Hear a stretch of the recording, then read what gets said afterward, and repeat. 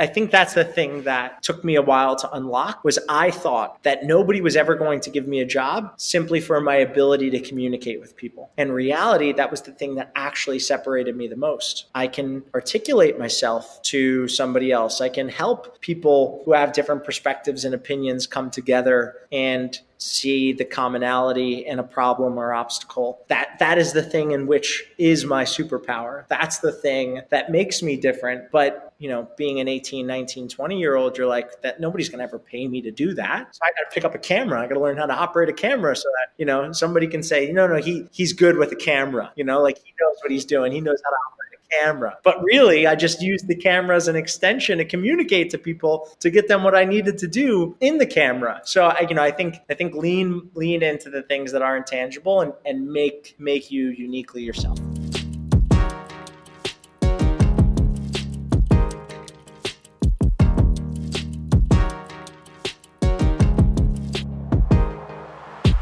Ladies and gentlemen, welcome back to It's the Bearded Man podcast with your favorite, the world's favorite bearded man, Bob Bay. Today's special guest on the podcast, one of the most radiant energies I've seen from someone from New Jersey other than Bruce Springsteen. He spent almost a decade working alongside Gary Vee, and it all started from a tweet. 5 New York City marathons under his belt. I'm getting a little ahead of myself on LA because I'm in LA. Let's take a step back, Bob. 5 New York City marathons under his belt and counting, living his best life in Miami at the moment. Today on the podcast, Nick Dio. What's going on, brother? Wow, man. I am super pumped after that, getting ready for this, because I know you have the West Coast energy. I just put down 2 tacos. Let's go. And I've had a huge Sunday. I almost reserve my Sundays for kind of deep work and deep conversations. So I'm pumped to be here. And I'm super grateful you've had me on. I've been waiting for this moment for, I think, like 2.5 years now, ever since you had Payman on your previous podcast. Let's go. I saw that and I listened to the entire conversation. I mean, we should probably link it in the show notes or something because he's just such a legend. But ever since that moment, I've been saying, God, I got to get on Bobby's podcast. And finally, 2.5 years later, here we are. And we're doing it remote. You're in Miami. I'm in LA, and we're making it work. But that means a lot. I appreciate you even taking the time to check out that episode. That was a big episode for me, just seeing everything that Mad Happy was doing. And Payman is such a great guy. But I mean, honestly, what's beautiful is that we got connected really again was through the Clubhouse. I saw that you were like hosting one of those random Sunday evening talking about workout classes. And I was like, I haven't talked to this dude Nick since like the DM of like 2018, whenever that podcast rolled out. And so, I mean, it was just, you jump into these Clubhouse rooms, you don't know how it's going to go. And then it's just all full circles. And it's kind of the beauty of just trusting that things work itself out. Yeah. I think that's like the serendipity of life and business. Is that the two things intertwine so frequently, especially when you don't make a clear distinction between, work and life, right? When you roll and you're a little bit more fluid in your personal relationships and your professional relationships, you have the ability to have these like serendipitous run-ins like you and I over the past few years where we just kind of overlap or interweave or our circles kind of connect. And that's a lot of fun for me. And I get a lot of joy out of my life being a little bit more fluid about the work and the life being so intertwined. So I mean, outside of looking in, man, it what's awesome to me, it fires me up when I see people like you, but you come off as somebody that really genuinely wakes up every day and I feel like really loves what you do Monday through Sunday. Like it doesn't come off as like there's maybe I don't see on the day-to-day grind, but overall it seems like you're pretty passionate about the things that you touch and do on a daily basis. 360 out of 365 days a year, I'm waking up like really fucking pumped. Like I would say that there's probably about 5 days a year where I wake up and I'm like not feeling great, the energy about, or grateful or full of gratitude, and not to use those kind of buzzy words, but in a very real way, I suffer from this condition where it doesn't matter how bad the night was before. I wake up the next morning and it's like my memory, it's like I was in Men in Black and my memory completely got erased from the previous day. So I could have a terrible night. I could get into a fight with somebody the night before. I wake up and for some reason, when my eyes open, it's like nothing. It takes me a while to remember what happened the previous night. And I grab a coffee, I go outside, I start my morning routine, and I just feel really grateful that I can wake up every day with that kind of perspective, because I know for a lot of people that have, whether it's like a debilitating depression or, just, kind of they struggle with mental health, it's not as easy for them to do that. So I feel very grateful that I get up to wake up every day with that. And for the 5 days a year where I wake up on the wrong side of the bed, I'll take those odds. Yeah. How did you learn that though? Because I don't think that's something that maybe some people are born where they just wake up every day and they feel that type of gratitude and they feel excitement for the day ahead. But was there a moment in your life, or was there a certain opportunity, or like, what was that like switch for you? Yeah. I don't mean to come off here as like the fucking dude that just loves talking about vibes and energy. Like that is not my prerogative at all. But I really appreciate feeling things deeply. So I wake up and if the sun is out, I'm super pumped the sun is out. I wake up and I go outside and there's a dog walking around, on the street on a leash, like having the best day. I'm pumped to see a dog, little kids splashing in puddles. Like even you jump in the puddle with them, right? Yeah. Even in a world where a lot of that was taken away from us in the last calendar year, even when that happened, I would still go for a walk or a run outside in rural South Carolina and feel the same things. I'd see a chipmunk run across the street. And like, I would like giggle my ass off, like I just had farted in the bathtub or something.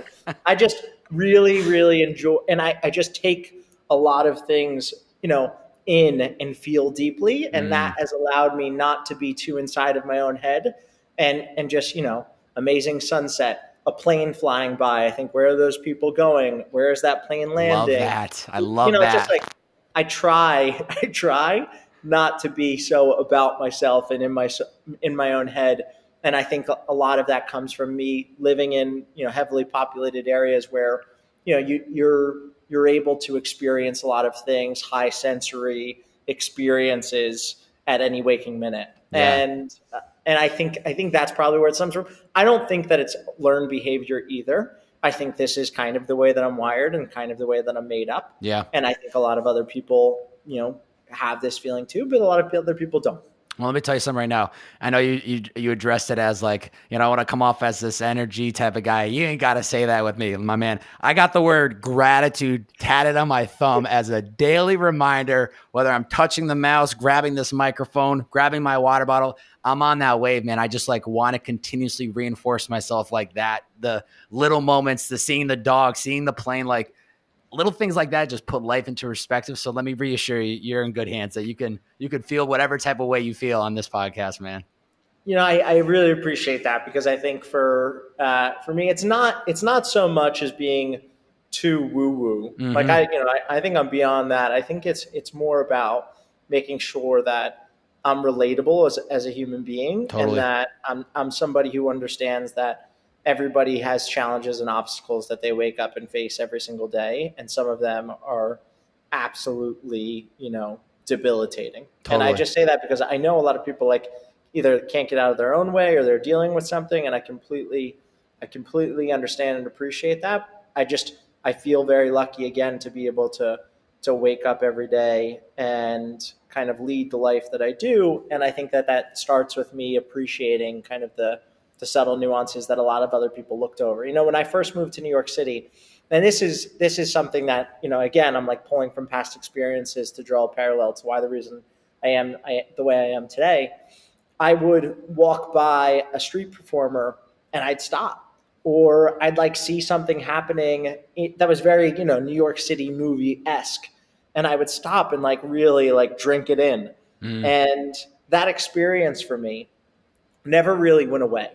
Meaning that other people become desensitized to their everyday when you live in New York City. Mm-hmm. Like you see a movie being filmed and you're just like, film crews, like get the other way. Like, you see a tourist who's like taking a picture.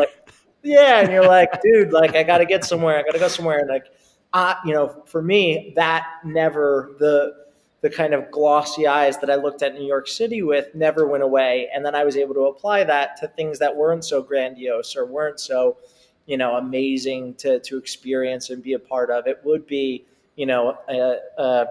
a beaver swimming in a lake, or like, the other things that just are maybe a little bit more monotonous and maybe Yeah. not as grandiose. So I just think looking at life through that lens of the fact that we're here, the fact that we can bear witness to the things happening around us every day that are sometimes inconceivable.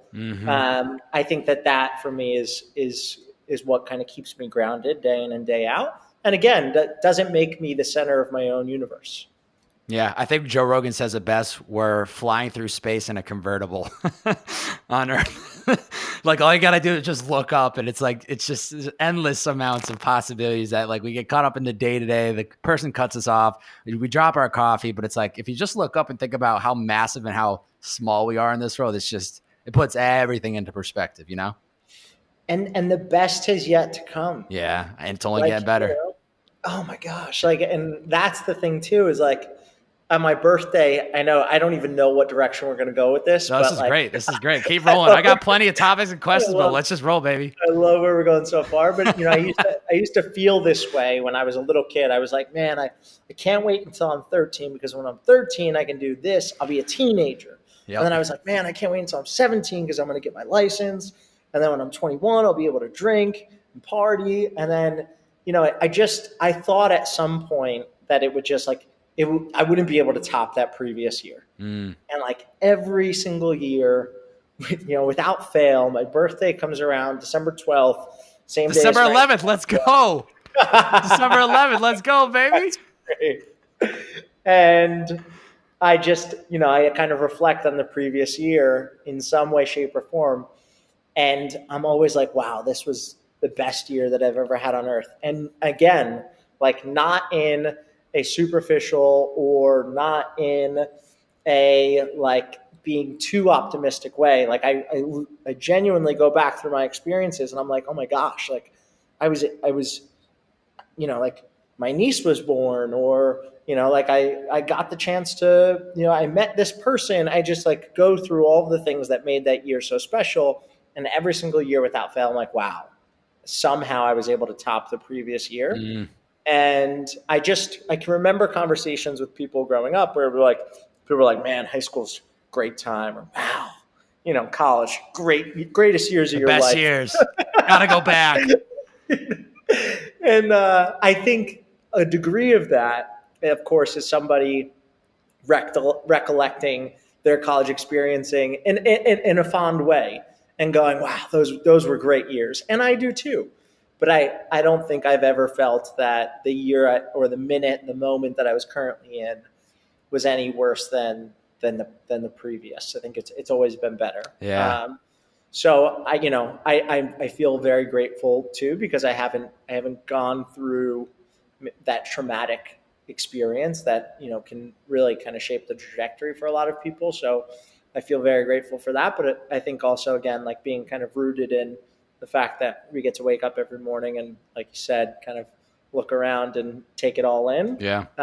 Is what keeps me where I'm at. It's good to keep sharing your perspective and your story, even though, it can come off as like, you don't want to talk like, oh, my life's so, it's always getting better. So you're Mr. Too optimistic. But I think it really gives people, it can change people's perspective when they hear somebody like yourself or anybody just like, wow, I never lived my life like that. I never thought about taking the smaller things, or I took the smallest things for granted. Like, what if I appreciated them more? Or, the big one is like, I am so excited about the future that I know my life is only getting better, but there's a large population of people out there that college days were the best days. And as years go, it's only about the college days where it's like, I just want to keep moving forward, and not to make somebody feel bad if they listen, hear this, and they're not excited about their future, but more so like, if I could be excited about my future, if you could be excited about your future, if you're excited every time you hit a new year on your birthday, that's just the example that other people could, that little changes can be made that allow people to get that excitement and have that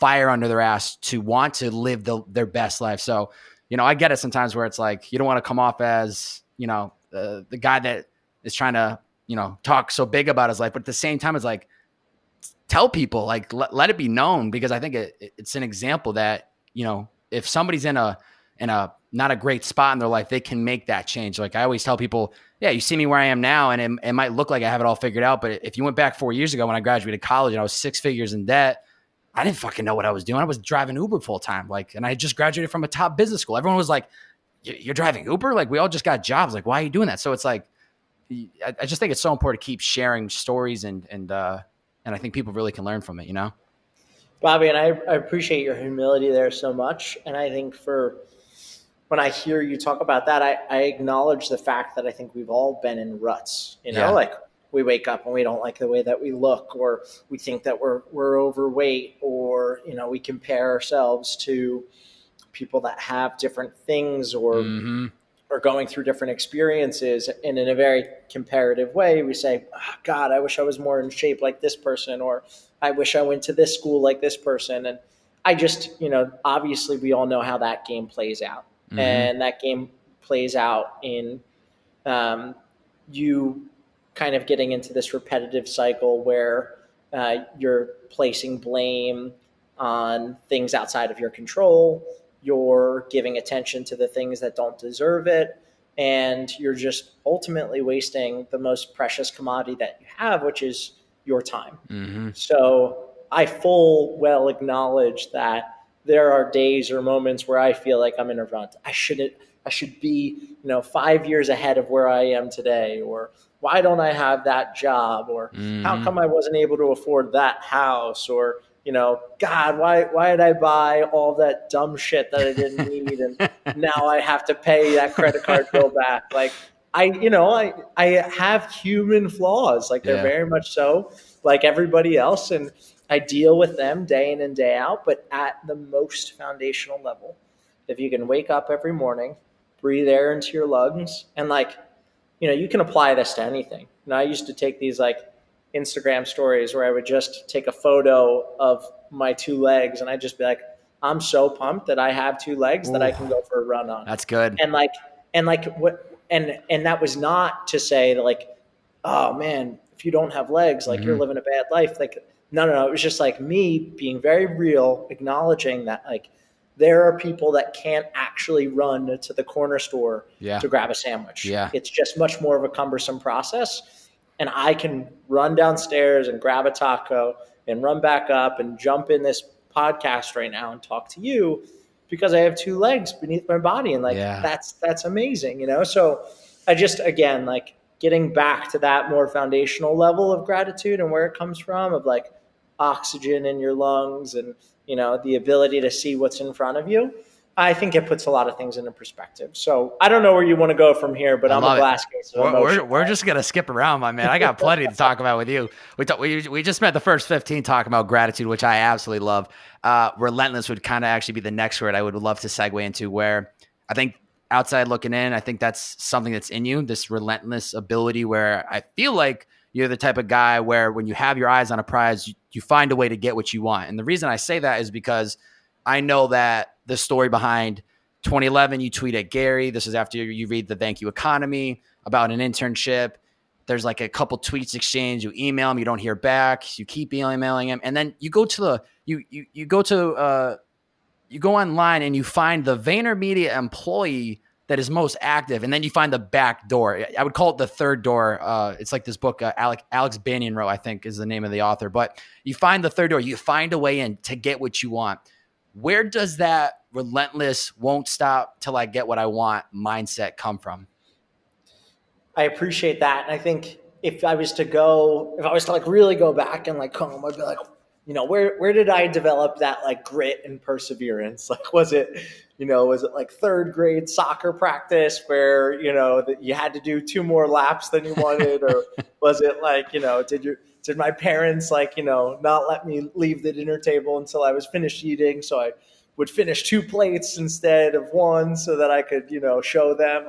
I actually don't think it was any of that. I think that creativity and the ability to foster creativity has been the thing that has allowed me to persevere. So with each one of, like, as I look at my life, whether it's the girl I'm dating or the place we just moved into, or the life that we've architected together, or my career, I think about how in my mind I took myself to the place I ultimately wanted to be, and then I architected the way in which I would get there. Reverse engineer. And the path was so ludicrous that 99 out of 100 people would have played that out into their head and went, that's crazy. Like, there's no way that this works. Like, you're going to tell me that you're going to tweet at some guy with a few million followers, like pretty much plead for an internship. He's going to say yes, and then no, and then you're going to go find another employee who's active, and then you're going to show up, and there was just like, by the way, I visualized where I wanted to be and how I wanted to get there.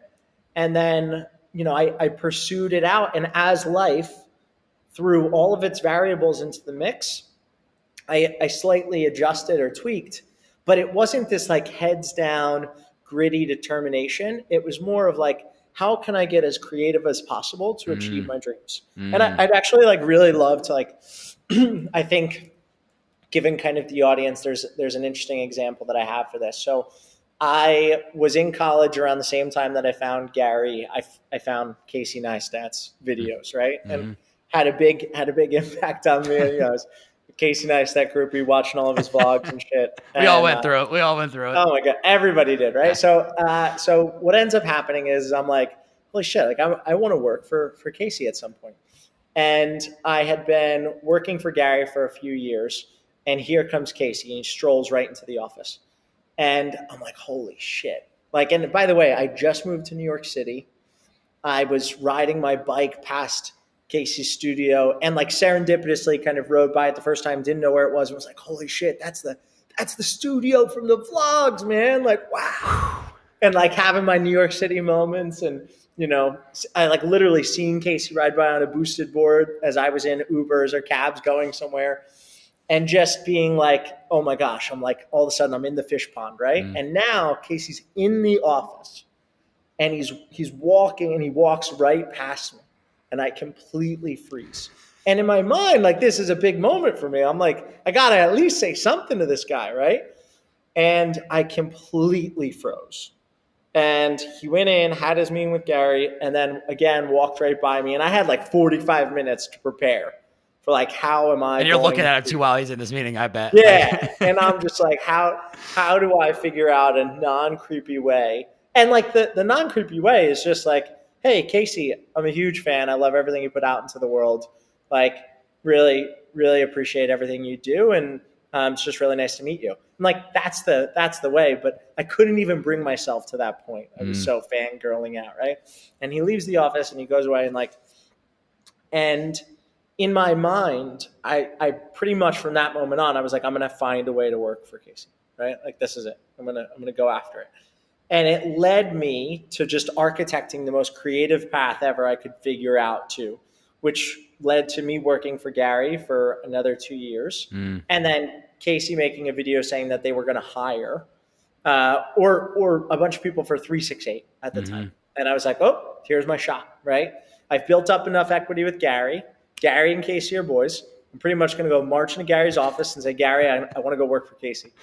I need you to co-sign. I know you've been telling me for a long time, I can ask you for anything. This is the one. This is the one. This is it. You got to keep those cards ready for when you need it.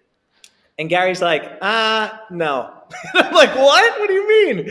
He's like, no, I got to think about it. And a couple of weeks go by and he thinks about it. And I go back and he's like, and I ask him again. He's like, are you sure about this? And I'm like, yes, I'm sure. And he's like, okay. And he picks up the phone and he calls Casey on the spot. He's like, yo, Casey, I got a guy who's worked for me forever. He really wants to work for you. And I think this is the right move. I can vouch for him. And I think this is right. I'm going to put you two on text. So just like that, puts us on text. Casey immediately adds his business partner to the conversation. I'm like, this is it. This is my spot. And I had really been architecting a plan prior to that, and kind of getting wins and stuff, and just basically best positioning myself so that when I stepped into that meeting, I was well and beyond the best option for the job. And I got the interview. It was not with Casey, it was with his business partner. And he didn't want to meet me. It was just painfully clear that despite whoever vouched for me, that he didn't really want to have anything to do with me, and nothing to my fault or my credit. Like, it was just like I was pawned off on him and he didn't want to have anything to do with it. And I knew right there in that moment, I was like, I'm going to really have to change my approach.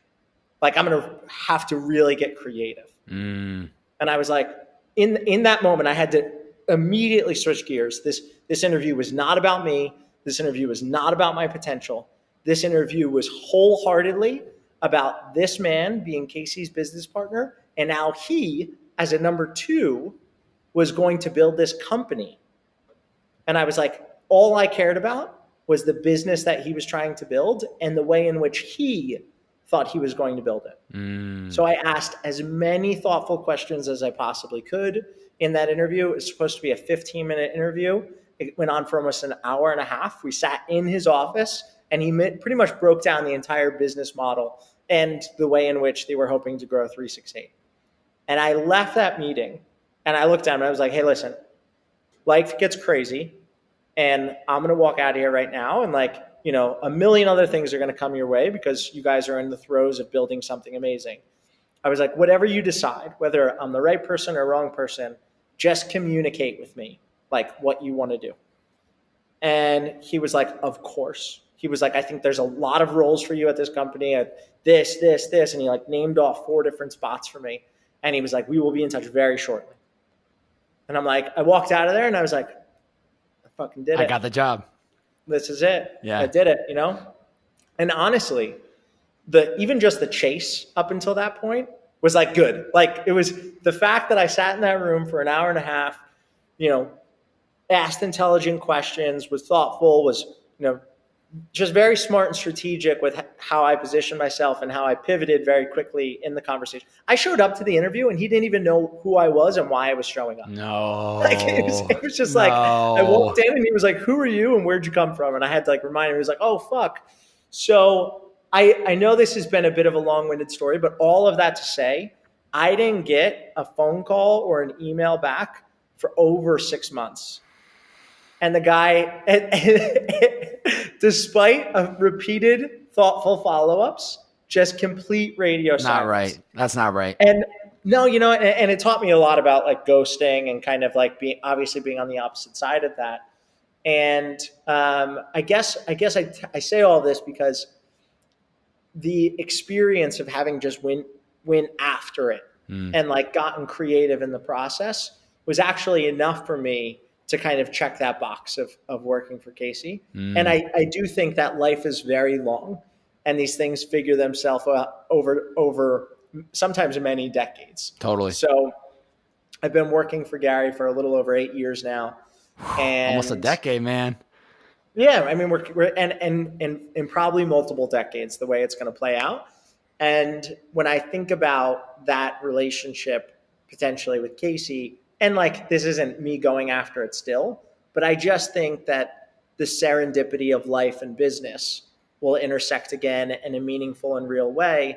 And I'll actually have been better for the experience of getting turned down and going through some shit and getting ghosted and getting excited to only be let down. Like, I just think that those experiences will make me much better suited for what was ultimately meant to happen. Yeah, it's going to full circle. There's no question. It's just a matter of when and the timing of it. And at that point, now it's just about enjoying the ride, killing it on all these other opportunities that you have, and just learning these lessons as they come. The whole communication to me is like the most important piece of business, life, relationship, like anything. Just communicate how you're feeling, or literally just how you're feeling, whether it was, you know, hey, you're not the right fit. You would have been like, perfect, I can move on. I'll just keep it moving. That alone is just the key. Just telling people how you feel / responding, you know, being respectful enough or professional to give people if they take the time to do the interview, like, hey, it's not the right fit, have a great day. But it very much sounds to me like at some point that is going to full circle. But 8 years with Gary Vee is pretty incredible. I know you've popped around, started with at Vayner, you did so much, the photography intern, then to community manager, production assistant, associate producer. I mean, on and on. Then you popped over to Sasha Group, and now you've kind of landed your way at Vayner Talent. I love how when I saw that you recently announced the Vayner Talent role, you made the announcement, you said, day 2,699, I'm starting this role as the talent manager for Vayner Talent. What's the story behind why you count each day? Yeah, I think that I like to treat like every day very much so as day one. Yeah, it's making sense. That's when we started the podcast. Now that we're getting to this, like I'm starting to understand it. But I've never in my life seen anybody else when they get a new role at the company. Like it's usually 2 years, and then I did this 3 years. You're counting it by the days, and I think that's so unique.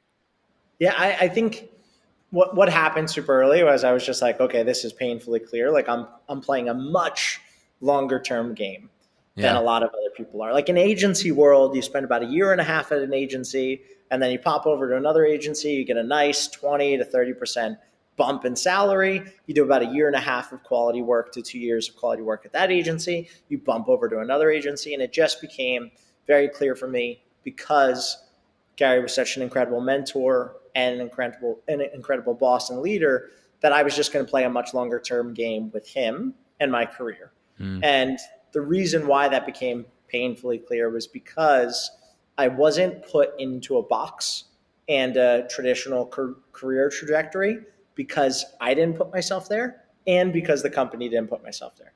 So I started as a photographer that graduated into producing and directing.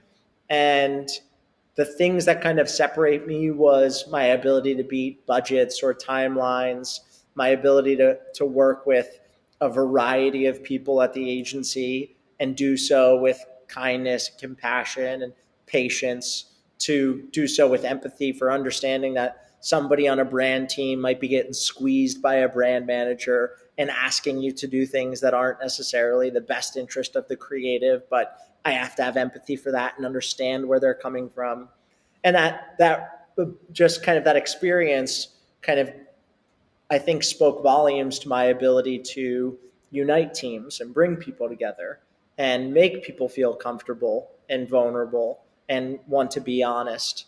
And, ultimately being a little bit selfless in those moments, I think that was a big indicator for Gary and leadership at the time, that like, okay, this guy doesn't need to just be a creative. And that afforded me the ability to go on and lead some new business, which was very strategic. It was basically just like living in the new business inbox and saying, how can I use this person from this team and this department to tackle this piece of new business and generate revenue for the company? Was that Sasha Group we're talking about? No, that was all of Vayner Media. And at the time it was like it was mid 2017 into 2018. So that was like all of Vayner Media and VaynerX. So how can I cross-pollinate opportunities between different departments? Typically, these are departments that like don't interact a ton. But I would say, okay, how can we get somebody from paid media and somebody from the smart team together to do this one-off project and create opportunity and revenue for the company? And then all of a sudden, I've got this really well-rounded experience on the strategy and creative side. And then, all of a sudden, Gary recognizes that through this breadth of experience of literally talking to people on the phone and understanding how to service their business, that we're leaving a ton of opportunity on the table in the small to mid-market side. So we need to create a small to mid-market focused agency called Sasha Group, in which I had a leadership position at. So, I think that anybody else kind of like looking at my trajectory at the company would be like, wow, this kid like bounces around quite a bit. But I think, ultimately we put ourselves into our own sandboxes. Like you're the podcast guy in the eyes of somebody else, but in your eyes, you're like, no, that's one component of my makeup. That's one thing, no, that's the guy with the beard. Like, no, that's one thing about me. I've got a lot of things that make me uniquely me.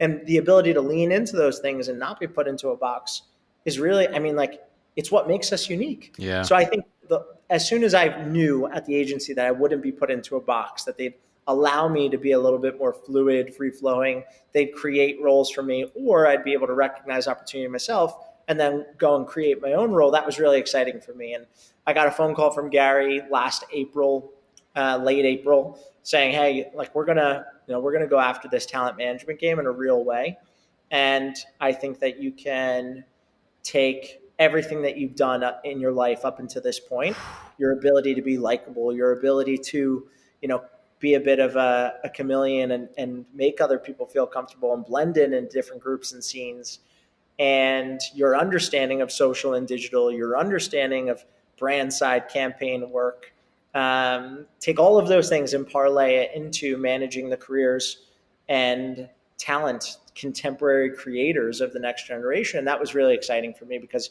it really clicked. So right now, my role at the agency is I'm managing talent. We're building right now a portfolio of, I call them contemporary creators. So podcasters or Twitch streamers or YouTube creators that will ultimately influence commerce and culture for the next decade.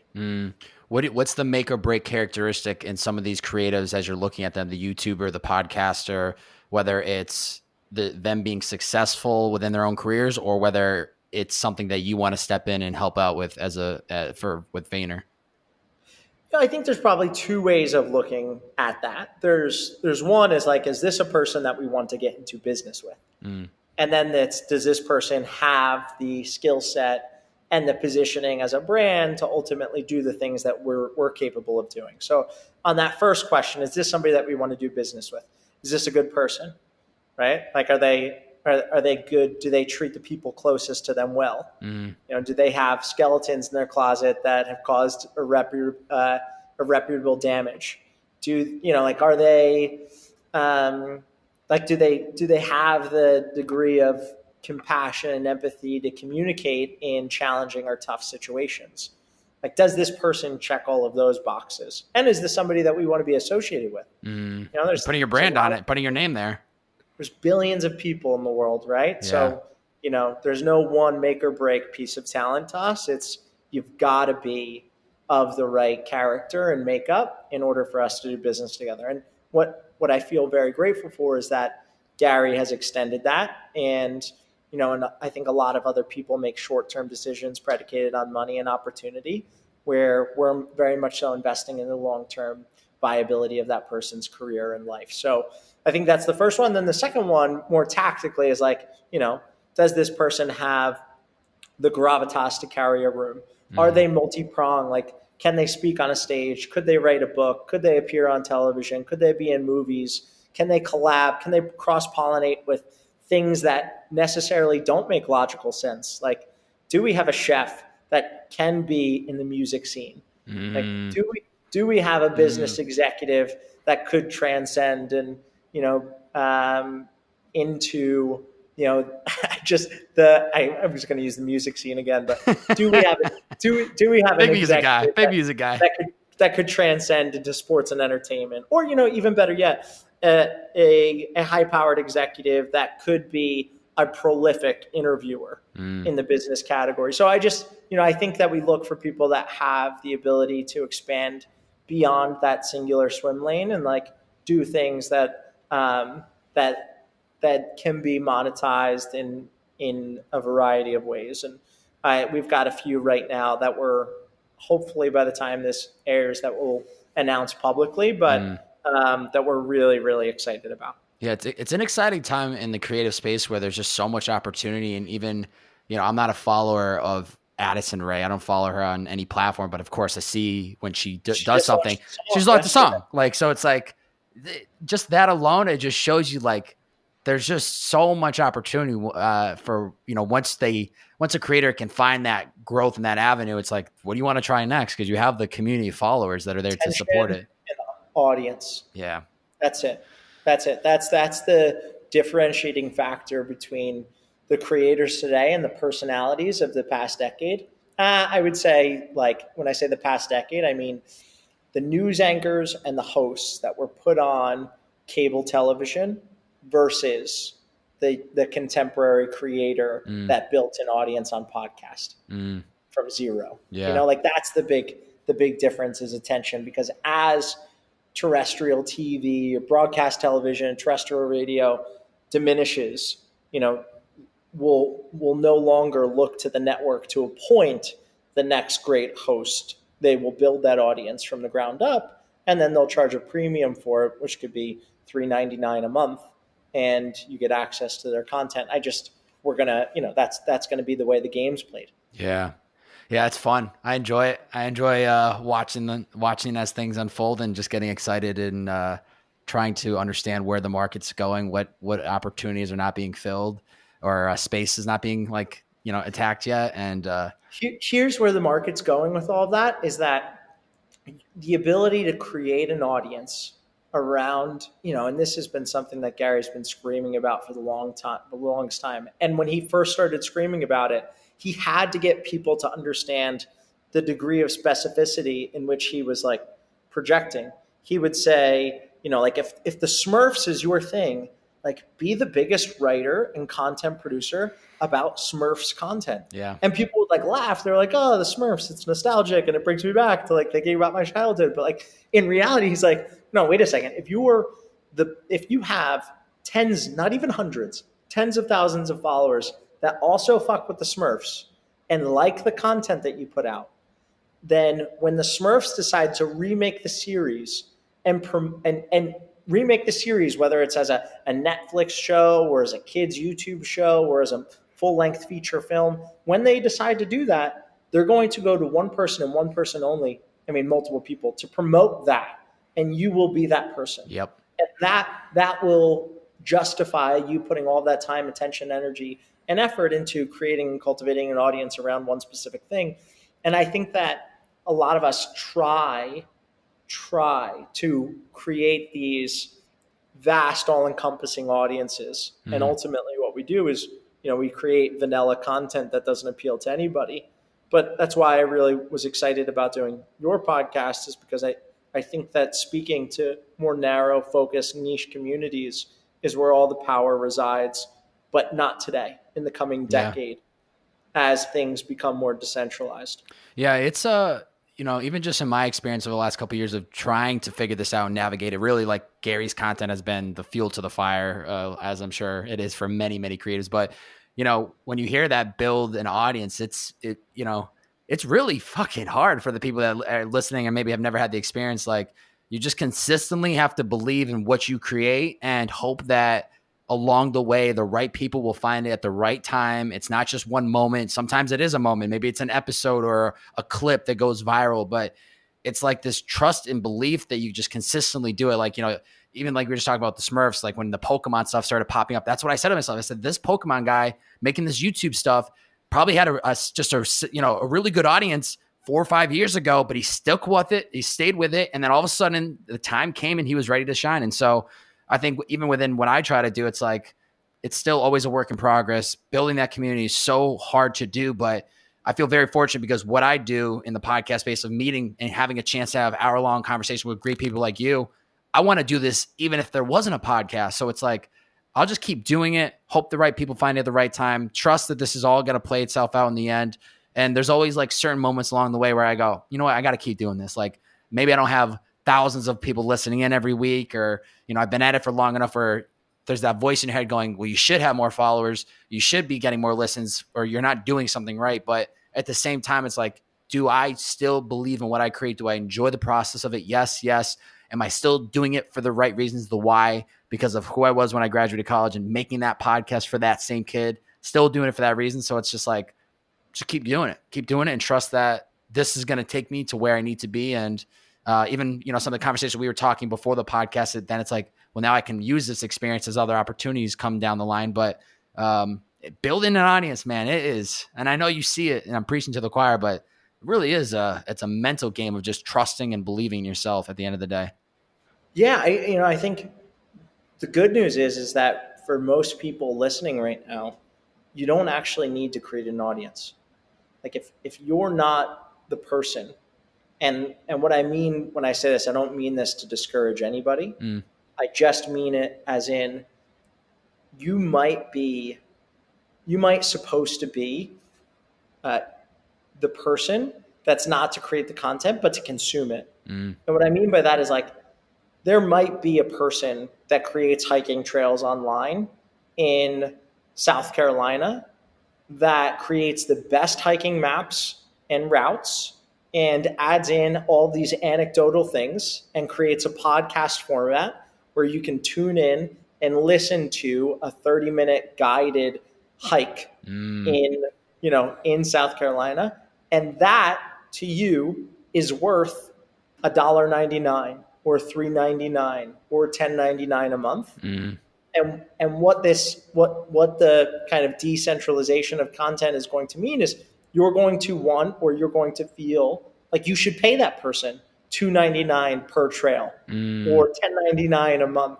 And that's really exciting. Like to support the person that's creating content in a multitude of ways is equally as important as actually creating the content.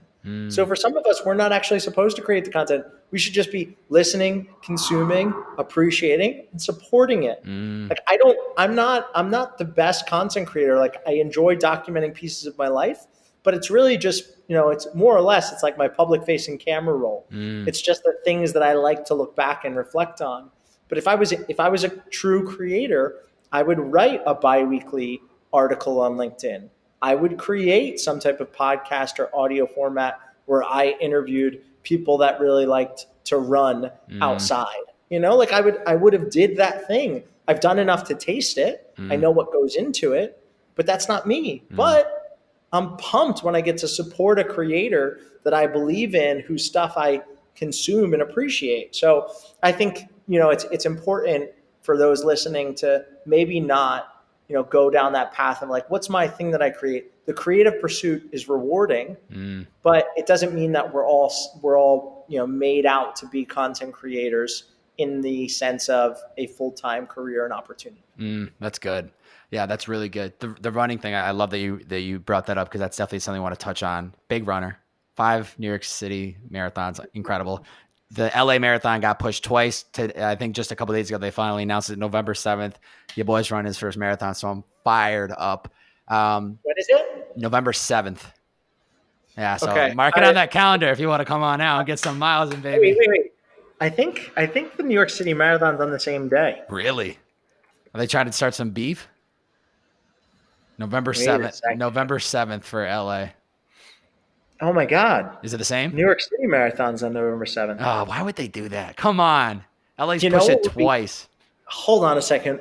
Maybe we can figure this out, but what would be super epic? It's definitely not possible. If you do the New York, take a jet. Get on a jet, fly across the country, and do the LA Marathon. I don't know if that's the type of stuff, That's getting you juiced up. Oh my goodness. Like really gets me going. You do the New York? Be the first person to run the New York City and LA Marathon on the same day. Yeah, that would. And then I'm gonna, I have to figure it out. But yeah, that's wow. Pump the brakes, pump the brakes. Yeah. But I had read a really interesting article that you had written, how it was like in your early 20s, it was like this moment of, you'd wake up on a Saturday and it was like noon. It was just like hungover. You're eating shit from the last night, and then you just kind of decided like, I just got to run. And I think at some point you were like, you'd walk out of the office, you'd look down the street in New York City, you pick a building, you're like, I'm just going to run to that building. You change it up all the time. How has making that moment, and how has just fitness overall been such a positive impact on your life?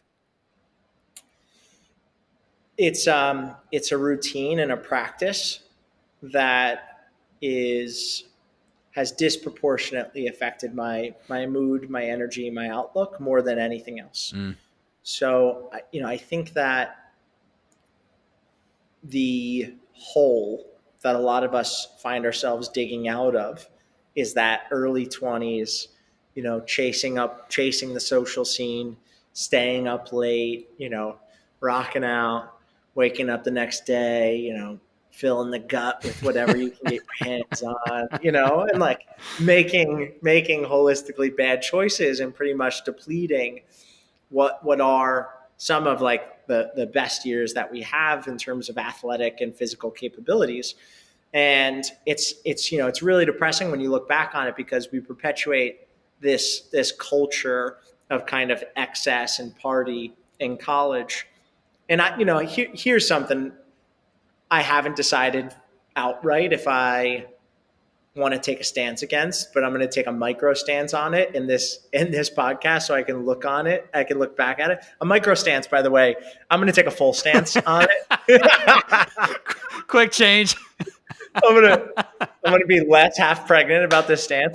I think, unfortunately, and I was in it as well, and it was hard for me to see beyond it. But I think things like Barstool Sports, while the commentary is humorous and comedic at times, I just think that the overall precedent it sets and expectation it sets for, really what is like a very interesting kind of point in our development as adults I think is toxic and ultimately bad for a lot of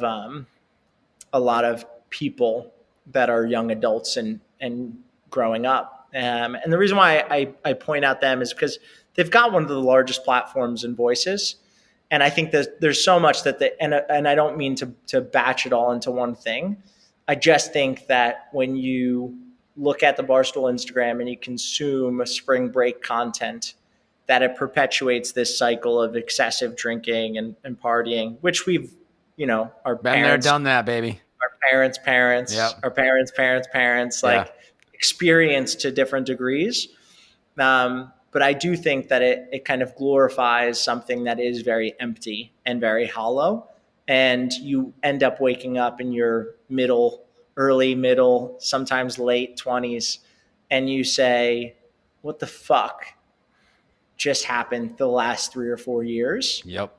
I've got really nothing to show for the emptiness that came along with every Friday and Saturday night for an extended period of time. And by the way, I've had great times. Like I've had amazing, belting karaoke, hanging out with friends, being in weird places, doing weird things. And all of that, our decisions are our decisions. But I mean, all of this to say, I do think that I will look back a little bit on the earlier part of my 20s with a tinge of regret, because I didn't recognize the ability that I had to really set a precedent for how I wanted to govern the next chapter of my life. Yeah. And basically I just, like you said, I kind of broke off for a run one day, had a real moment of clarity that's induced by being active, and made a very concerted effort to be someone who would make sure that they prioritize their health, make sure they prioritize their wellness, and not in a way where I'm going to be the most fit. I'm going to go to CrossFit 12 times a week. Not in the way that I'm going to run ultra marathons and then I'm going to be able to bench press my body weight and then some. That wasn't the mindset. It was just can I wake up every day and stretch and move my body and get a sweat in? And, can I make more conscious decisions about what I put into my body, how much I drink? And for a lot of people listening, we live in these worlds of polar opposites or extremes, where it's I'm either doing this fad diet where I'm not eating anything, or on the other side, I'm getting a double from in and out, 6 nights a week. 3 by 3, brother. Come on, let's step it up. And I think that it's in that middle, and a lot of people will credit balance, but it's really in that middle where we can find a bit of a cadence and routine that lends to longevity. And that's the name of the game. It's just about longevity. It's how long can we keep this machine that we've been gifted going? Because there's going to be things that come, whether it's diabetes or cancer, that really throw us, we're young now, but 40, 50, 60 years old, and all of a sudden all these ailments in which we never kind of thought we're going to be a part of our reality are. Yeah. And for some of us, it happens much earlier in our 20s and our 30s. And that really fucks with you, to see a friend go through cancer or something they couldn't predict. So, what we've got is our health. What we've got is our wellness. I made a very honest, concerted effort early on to prioritize those things. And, running is just the most accessible form of fitness and exercise there is. Yep. All you need is a pair of shoes, open road. You're good to go, baby. You don't need no membership. You don't need nothing. Nothing. Yeah. Nothing. So, and I get it. Like for a lot of people, running's not fun and running sucks. Like, guess what? Running wasn't fun and running definitely sucked for me for a long time. But, it's just kind of you getting over that mental hump allows you to get over a lot of other mental humps in life. And I think that running has allowed me, even when I'm feeling my cruddiest, when I'm feeling the most down, when I'm feeling the most insecure, I go for a run. It helps me clear my mind. And I can move on to the next thing.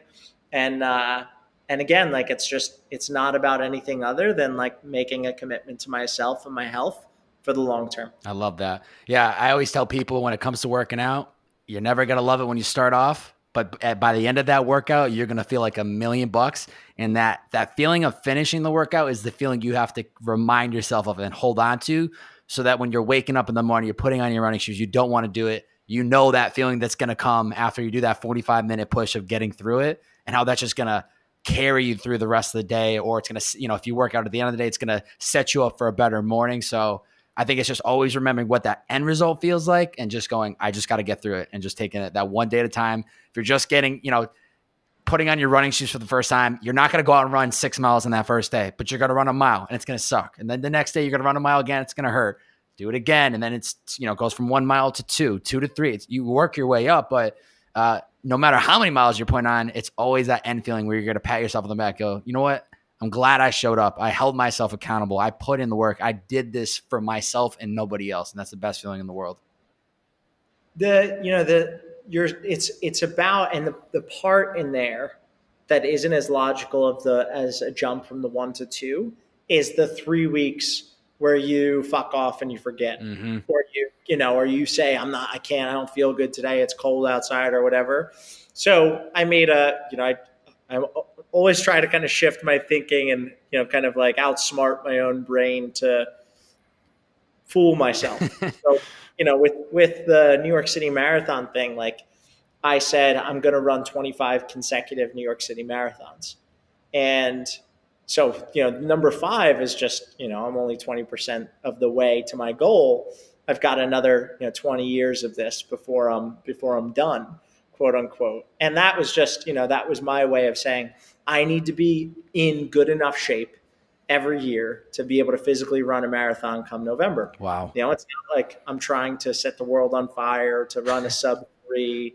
I need to be in good enough shape every year to show up and run the New York City Marathon on the first Sunday after in November. So that one has been one of the ways in which I've been able to flip a switch around physical fitness. And then the other thing that's really helped is it's a much more kind of like friendly way to do a lot of business networking today. Like I just, for me, it's afforded me a lot of opportunities to network in a business capacity with people, because I'm saying, hey, let's go grab a spin class, or let's go for a run, or, I've got this incredible boxing trainer. Let's do 45 minutes. And like, it's a fun way to break down walls, get to know somebody, Totally. Be conversational. So, I think for anybody who's listening who struggles with the consistency thing, don't be too hard of a judge on yourself and just play it for the long game. But also, like, again, like we see these things on Instagram where we're like, wow, that person's super fit. That's their job. Yeah. That's what they're supposed to be doing. If your job is not to get paid to be super shredded and, like fit, then don't be so hard on yourself that you're not super shredded and fit. Totally. So, anyway. I love that. No, and I love, being good enough shape to run a marathon every year. I like that. I think that's something that I'm going to take away and try to implement into my life of how can I put a goal that it's like yearly, where I know that it's going to force me to stay in some physical peak shape throughout that year, Quick cues, and then we're going to wrap up. One lesson you learned in your 20s that you took with you into your 30s.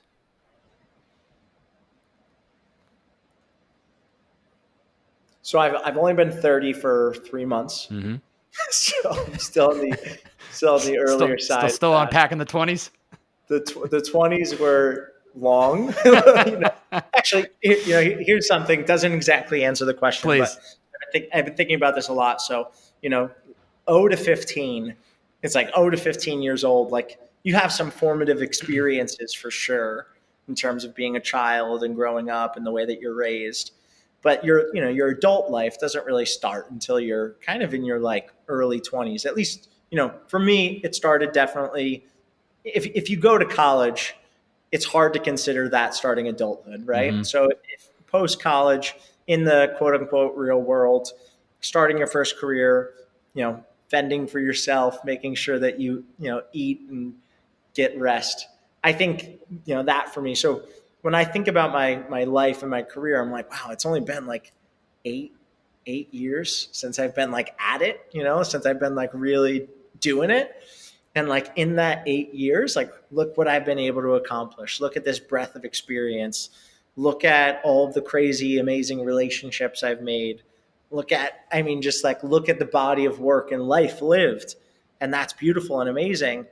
And now I get to experience this many more times, like exponentially.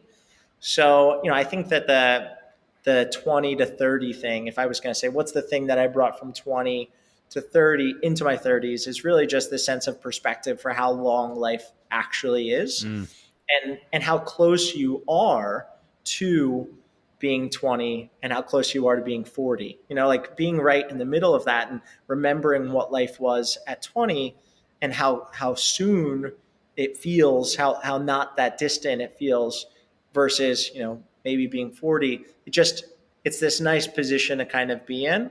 And it's actually, I think I'm at a cool spot now where I can like lift people up that are in their early or mid 20s that are getting, in an interesting spot in their life and their career.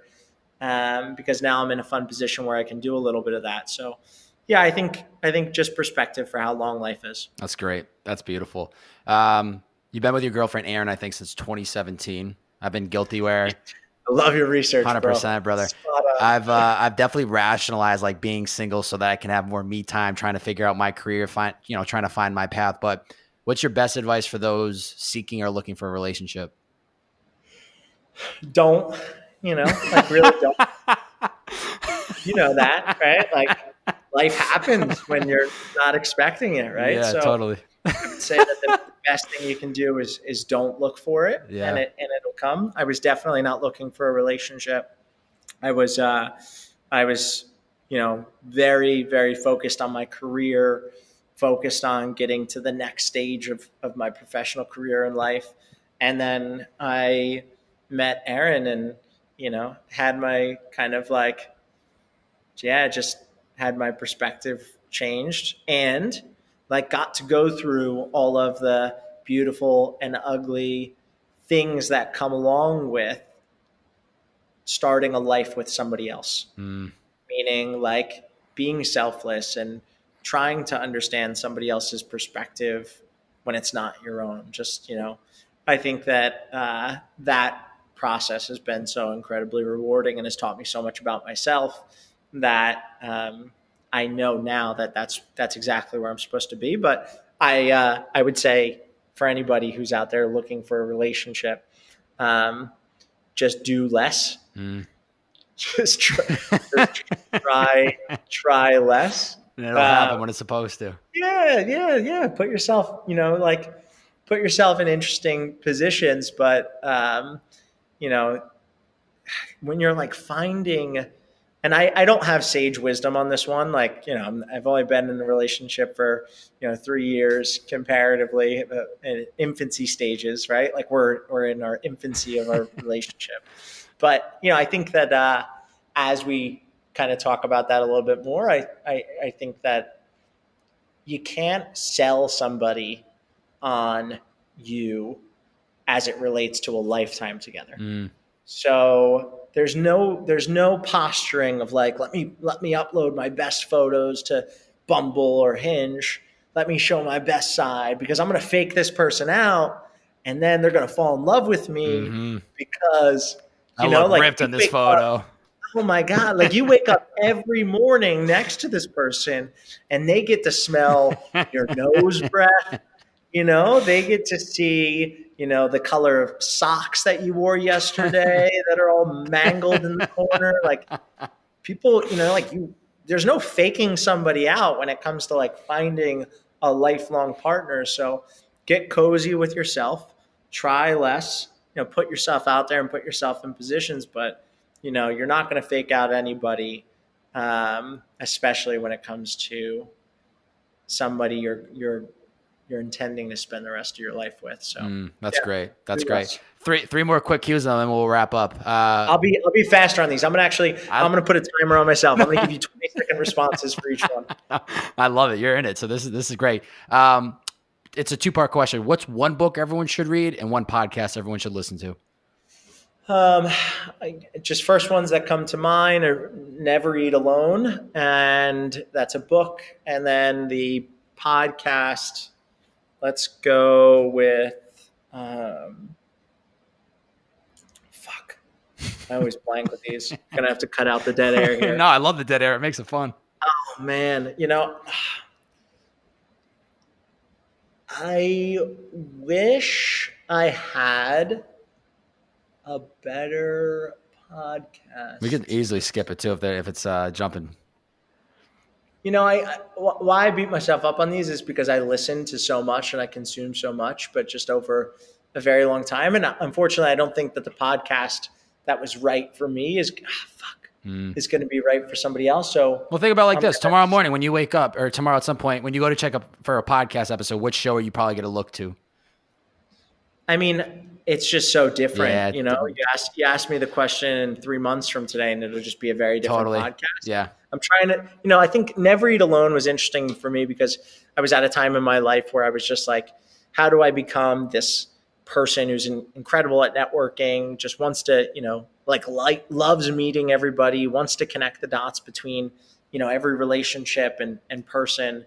And, ultimately that's what that kind of book alluded to is just like, how do you be that super connector? How do you really? Yeah. So, and I think that's why, I gravitated to it, but it was at a very interesting point in my life where it was like post college, trying to create a name for myself. On the podcast front, Gary Vee audio experience. I got nothing for you. Gary Vee audio experience. Gary Vee audio experience is good for sure, for sure. I think in the next few months, the Morning Brew Business Casual podcast will be interesting to listen to. Okay. So that's a good one for people to look into. What's an area of your life you need to put more effort into? Faith. I think I'd really like to just make a larger commitment to faith, which I know is a bit of a polarizing answer, but it's definitely a part of my life today. I think it's been deprioritized, and it's something that I need to put more attention and emphasis into day in and day out. I love that. Last question. What's the first step anyone can take to reaching their inner potential?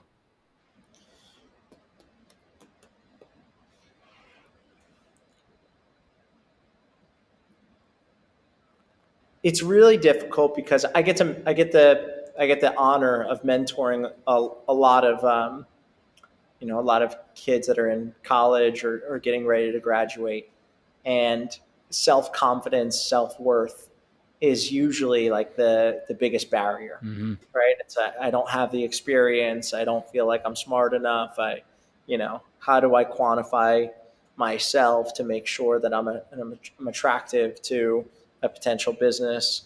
And, I think that for more people to understand or see in themselves the thing that makes them truly unique, and to lean into that and to feed that is probably the biggest barrier from people actually reaching their own full potential. Is just being better able to recognize the things that make them uniquely themselves. So whether that's your ability to be really thoughtful about the way in which you bring people to a conversation and the research that you do, that makes you incredibly unique. And for somebody else, it might be the way in which, they can sing, or for somebody else, it might be the way in which they're able to cook, or for somebody else, it might be the way in which they just simply listen.